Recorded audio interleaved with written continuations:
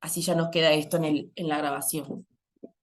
Uno piensa, bueno, industria química, eh, si analizamos por tipo de accidente, uno puede Intoxicado, presumir. quemadura. Pensá que van a hacer esas cosas. Y son golpes, caídas y. Exacto, Fabián. Uno piensa, productos químicos va a ser la vedette, ¿no? De los tipos de accidente. Y, y sin embargo no es lo que se muestra, ¿verdad, Fabián? Lo que tú comentabas, por ejemplo, la parte de no clasificados, ¿sí? Vieron que hay un Sí. alto número de tipos de accidentes no clasificados, otro número alto o considerable de eh, manejo manual de cargas ¿no? de riesgo ergonómico, no me acuerdo cómo estaba catalogado, realmente que lo tengo descargado, pero ya ni me acuerdo cuál es cuál. Después también en partes del cuerpo, si no recuerdo mal, estaban los ojos, ¿sí? Como uno de los factores también más recurrentes. No sé, ustedes cuéntenme qué vieron o qué se acuerdan de ese análisis. Sí, a mí en lo personal que hice tipo de accidente, buen día primero que nada, La eh, Florencia, buen día. para, para mí lo mayor fue no calificados, por ejemplo. Exacto, Después le siguen, otros no, pero no calificados fue el que a mí más o menos me dio como mayor exacto. en todos los meses aparte. En todos los meses, sí, hay como una tendencia del. Sí. Natalia, Después también perdón, otra cosa sí. que, no, otra cosa que me llamó también la atención, que también otro de los que era como prioritario, o sea que había bastantes accidentes, era Ujú. contacto con sustancias también. Y después, Claro, bueno, choque contra objetos. y ese grupo de contacto con sustancias es como, no es un grupo, ¿se acuerdan que lo vimos? Que no es un grupo específico de sustancias químicas. Entonces habla de sustancias, partes calientes y frías, o sustancias calientes y frías, no me acuerdo cómo es el término, pero es como un grupo medio grande, o sea, no clasifica solamente a los productos químicos. Entonces también ahí hay como un dato que no es tan preciso, ¿sí? Natalia, tú habías levantado la mano, adelante. Yo investigué más a fondo en sentido de que me fijé, investigué cuándo sería la zafra de la industria química, Bien, pero por lo que vi, en general no hay algo específico que me diga, che, sí, porque depende de la empresa y depende de lo que se fabrica también.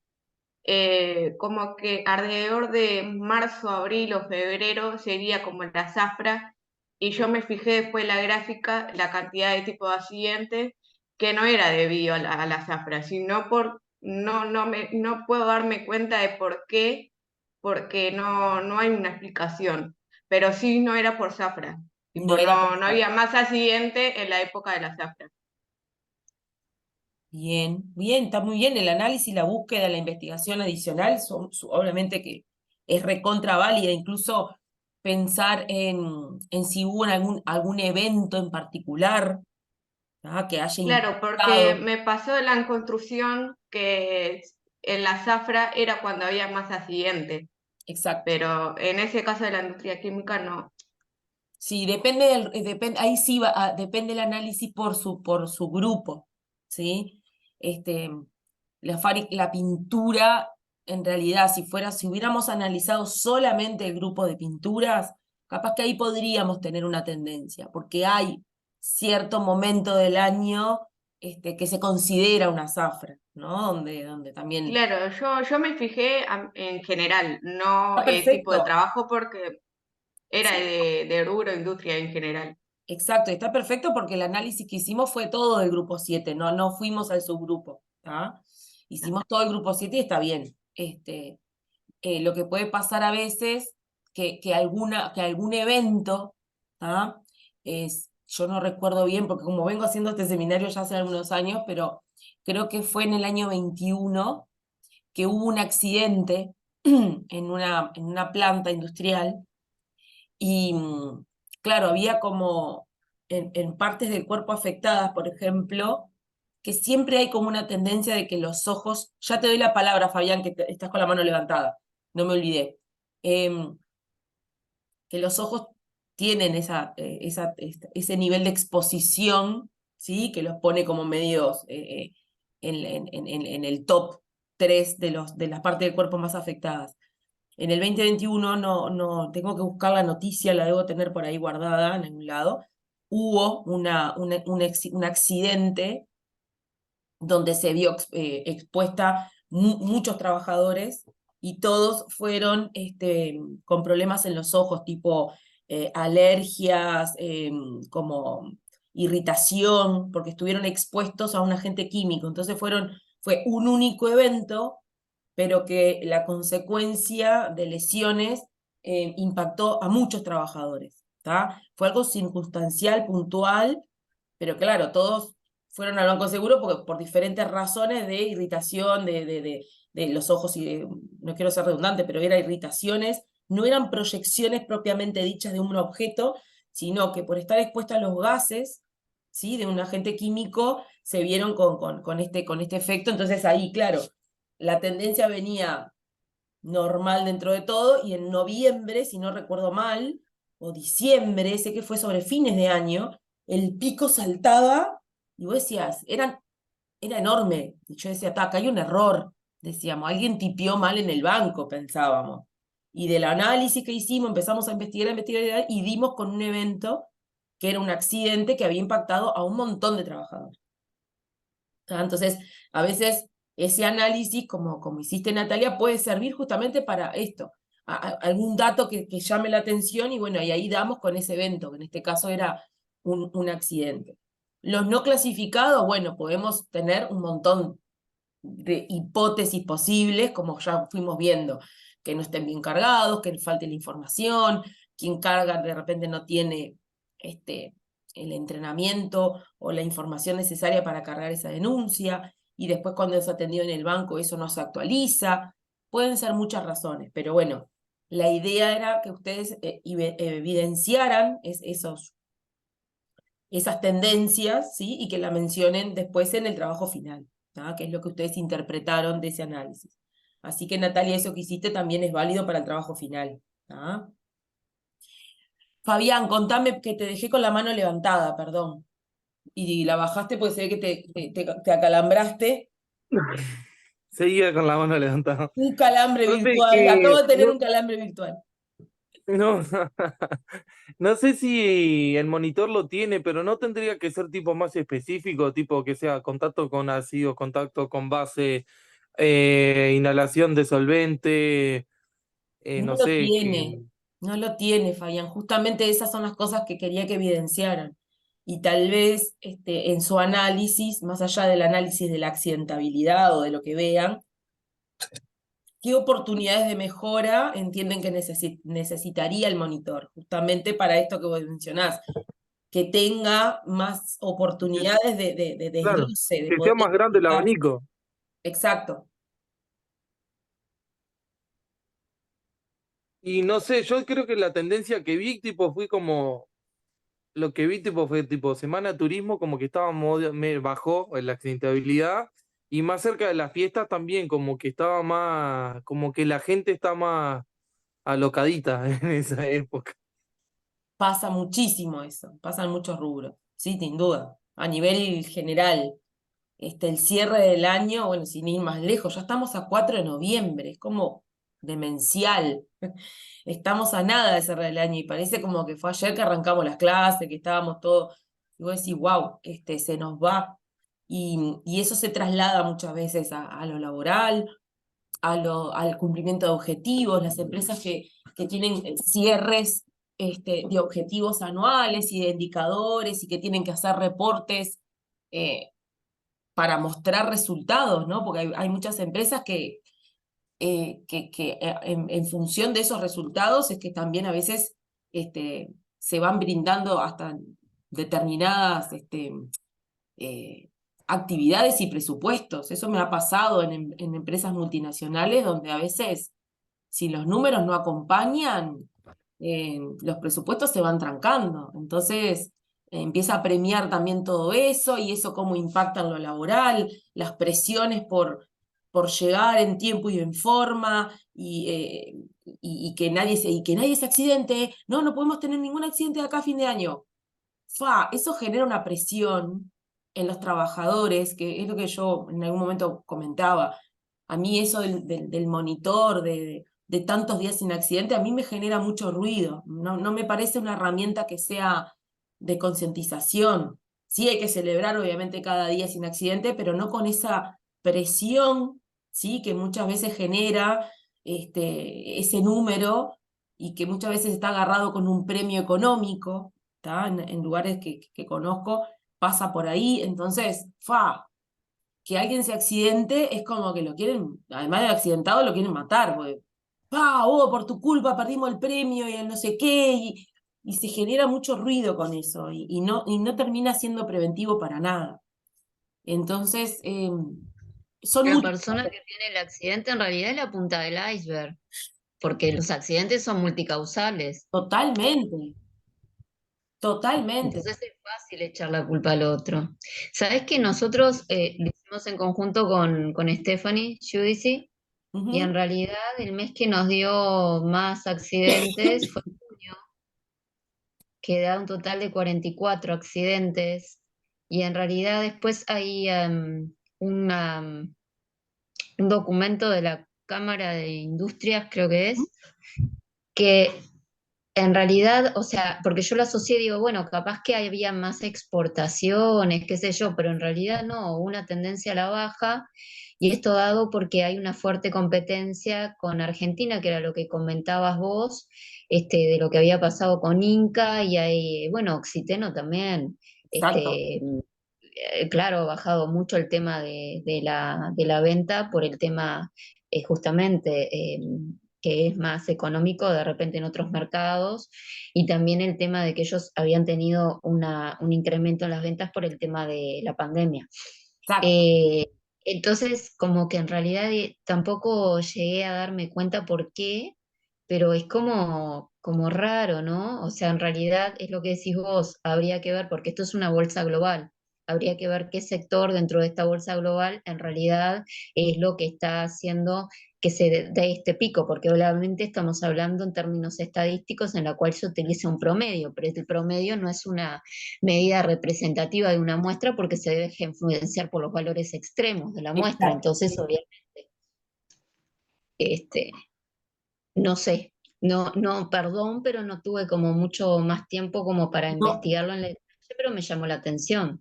totalmente. No, es que está perfecto el análisis y lo que hicieron con la compañera en poder determinar alguna otra factor externo que estuviera justamente impactando o sea, fueron un poquito más allá y lo celebro, está buenísimo. A veces uno quisiera ir más y poder identificar algo más concreto, como les comentaba hoy, que bueno, que en otro grupo, en otro año, en otro momento lo logramos, pero era algo que ni yo me esperaba. Entonces cuando vi el dato dije, no, acá hay algo mal. Y justo dimos con ese evento puntual. Y cerraba el mes, cerraba la situación, cerraba todo. A veces pasa esto, no tenemos toda la información, no manejamos toda la información como para poder determinar ese factor. Así que nada, pero celebro y valoro ese ir un poquito más allá para poder identificar eso. Pero sí, nos va a faltar siempre algo de información. La idea de este trabajo es que, nada, no se enloquezcan. Yo entiendo que están con cierres de un montón de cosas. Era básicamente, bueno, ya afrontarse como lo han hecho en otras oportunidades al monitor, justamente ver las deficiencias que tienen, descargar los datos, graficarlos, observar un poco cómo viene esa tendencia y proponer, identificar, mejor dicho, en este caso, bueno, cuáles serían los factores, perdón, los accidentes o las partes del cuerpo más afectadas, buscar alguna relación, si ustedes con esos datos podían decir, si esto es propio de la industria química o no, que ahora cuando entremos en el proceso productivo vamos a ver que no solamente el manejo del producto químico es relevante en los procesos, ¿sí? En este proceso que vamos a ver en uno, y si podrían identificar oportunidades de mejora para el monitor, como mencionó también hace un ratito Fabián, también evidenciarlos y proponerlos, ¿sí?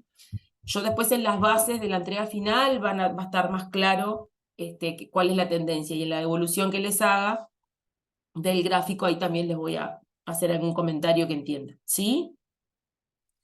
¿Alguna duda más del monitor? Yo como para ir cerrando ese tema y vamos avanzando con el proceso productivo, si están de acuerdo. Dale, Seguimos entonces. Bien. Buenazo. Yo voy a tratar con todo mi ser, poder mañana concentrarme a hacer las correcciones, ¿está? Bien, estimados. ¿Dónde quedamos la clase pasada? A ver si alguien se acuerda hasta dónde llegamos. Vimos la clasificación de que era un pigmento, una carga, el solvente, los ligantes y los aditivos. Hasta aditivos vimos. Hasta ahí llegamos entonces. Perfecto. Buenísimo. Denme un segundo que le doy ahí modo presentación. Ahí va. Después que terminemos la clase, yo ya después subo los videos y todo, ¿está? Como siempre. Bien, habíamos Ya visto... subió unos videos del proceso. Sí, perfecto. Bien, Yara, muy bien, gracias por hacerme acuerdo. Yo dejé el material así, la presentación, que está un poquito obsoleta, pero bueno, es como una guía en realidad. Y dejé varios links de videos de fabricación de pintura, de la pintura látex. Dejé también unos videos que muestran maquinaria, dispersores, molinos, cosas que vamos a ver hoy. También dejé en el foro, porque no quise mezclar tanta información, pero para quien quiera profundizar en el procedimiento Loto y en medidas de intervención o de control para la generación de energía estática, ¿tá? También dejé unos videitos y unos materiales en el foro, no sé si lo vieron. ¿Tá? Y ahora tú lo viste, está, golazo. Fíjense, porque no como les digo, no quise mezclarlo con los materiales de lo que era la pintura en sí, porque me parecía como que lo hacían entreverar con demasiada información, entonces se los dejé en el foro. Lo del procedimiento Loto, con algún video, creo que no, creo que esos son documentos, y hay como una especie de formulario, ¿sí? Como de procedimiento que está interesante. Y los videos son como más demostrativos, ¿no? De bueno, de cómo, incluso hay uno que es de un accidente que se da en una planta, es una animación en realidad, pero simula un accidente, perdón, en un parque de tanques, que justo es muy parecido a lo que vimos, y ahí se ve la maniobra de descarga de un camión cisterna a un tanque de almacenamiento a granel, y bueno, cómo se da la estática dentro del tanque, ¿sí? Por la turbulencia y los vapores que se generan dentro del tanque, y bueno, y ahí ocurre una explosión. Ahí justamente está interesante. Está en inglés, pero si van a la parte de subtítulos de YouTube, se los traduce sin problemas, así que lo pueden, incluso con la animación es bastante claro y de entender. Así que les dejé ese material adicional para cuando quieran lo puedan ver, ¿tá? Se lo descargan en algún lado y después lo ven tranquilo. Bien, gracias Yara, que me había olvidado de eso.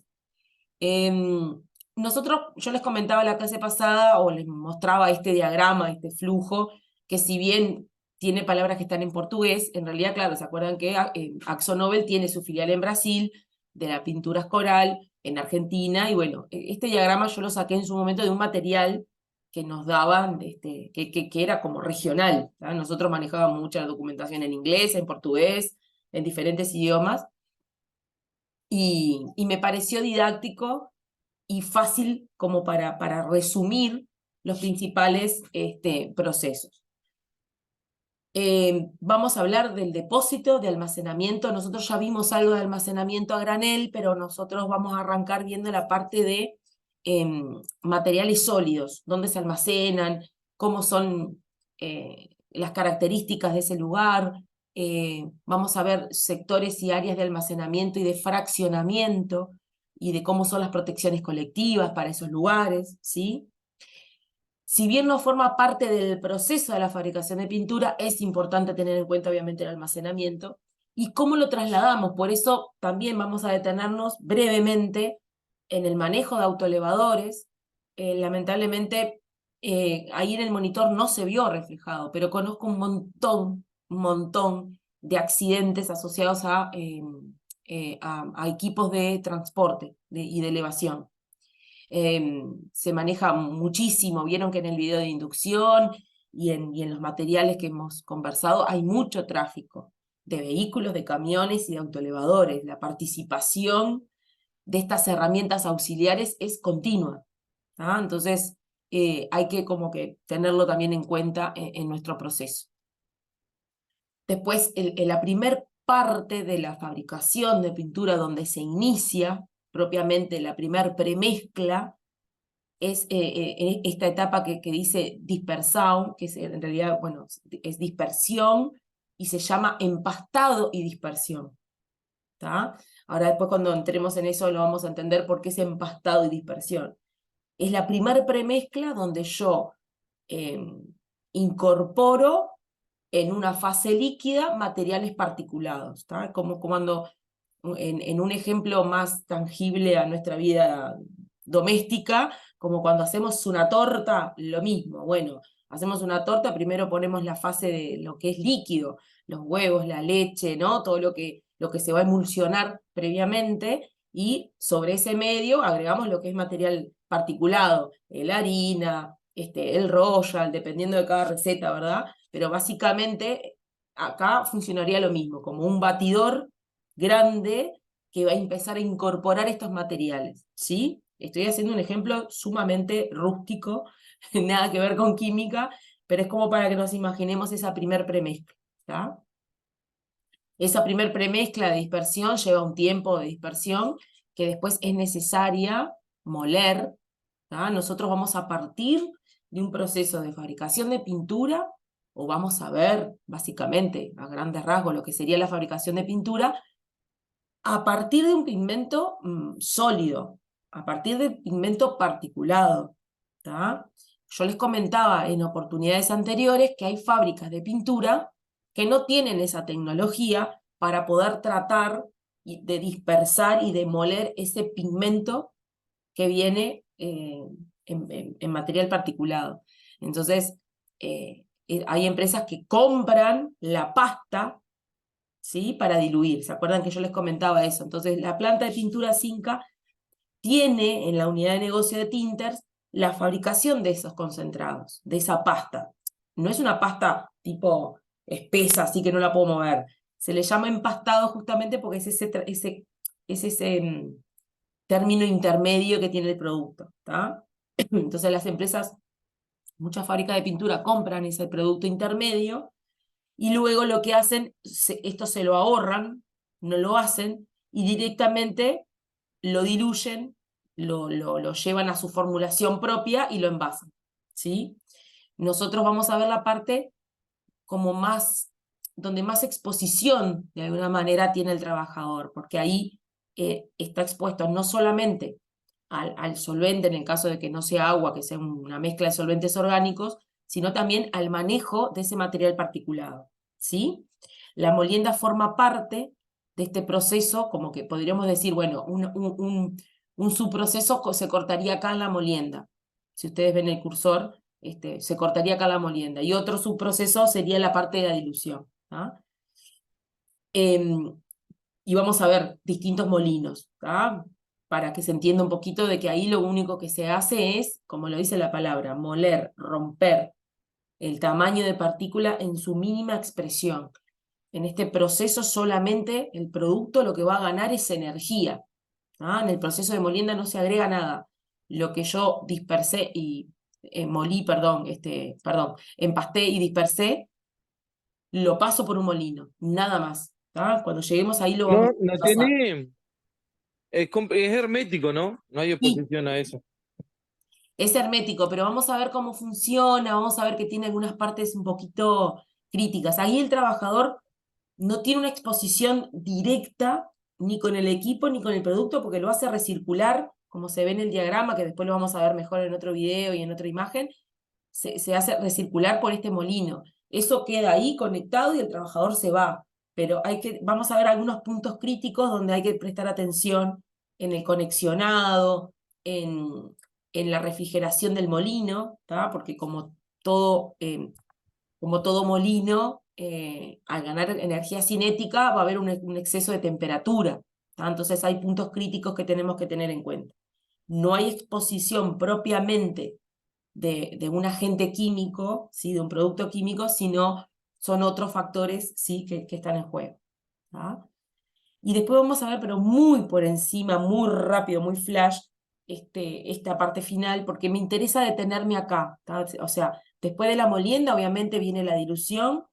Los que vieron el video de Sherwin Williams de la fábrica de pintura látex blanca, ahí se ve como bien resumido el proceso. Lo único que no se ve en ese proceso es la etapa de la molienda, ¿tá? Porque hay industrias que tienen dispersores de mucha más alta calidad y en función de algunos ensayos determinaron que no es necesario moler el pigmento dióxido de titanio, ¿tá? Entonces se ahorra este proceso, ¿sí? Se logra más tiempo de dispersión y de humectación del pigmento, además que deben de manejar otra serie de aditivos que favorecen eso, ¿verdad? Y se ahorran la molienda, no la hacen, ¿tá? El proceso que yo vi hacerse en la fábrica de Inca incluía la molienda, ¿tá? Pero yo, por lo que sé y lo que he visto, es que hay empresas en algunas partes del mundo, o fábricas de pintura, mejor dicho, que no realizan la molienda del dióxido de titanio, sí de otros pigmentos, ¿tá? Pero el dióxido de titanio, como se ve en ese videito que es bien cortito, y que el que no lo vio, por favor, hágalo porque le va a cerrar mucho más la idea del proceso. Lo único que no se ve es la molienda, ¿tá? Pero van a ver que control de calidad continuamente está midiendo la cuña, midiendo la viscosidad, haciendo ensayos de color, o sea, revisando diferentes parámetros de calidad, la estabilidad y demás, y como que ellos van liberando, bueno, sí, ahora podés hacer esta parte, podés ir avanzando, ellos continuamente van evaluando el proceso. Y obviamente que al final, ni que hablar, para dar el ok al producto a la línea de envasado. Vieron que también ahí mencionan en el video diferentes tipos de envasado y las líneas de envasado cómo se ajustan a la necesidad. Si quiero envasar latitas de cuarto, de litro, de 4 litros o de 20, dependiendo de la capacidad, las líneas de envasado se van ajustando a esa necesidad, ¿tá? Perdón.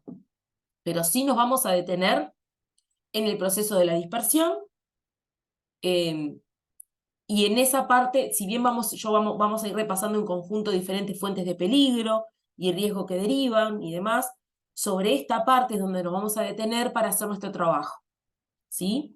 Sobre esta parte vamos a generar como una especie de escenario, ¿sí? Y en esa etapa vamos a identificar peligros y riesgos y vamos a hacer una evaluación de riesgo químico, ¿tá? Como mencioné en alguna oportunidad anterior, no vamos a hacer la evaluación de riesgos generales, o sea, está bueno que lo hagan, capaz en otro seminario. Acá vamos a enfocarnos a la evaluación de riesgo químico, únicamente.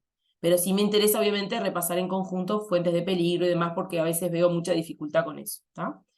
Cortamos, que se está por cortar, y volvemos en el próximo video, ¿sí?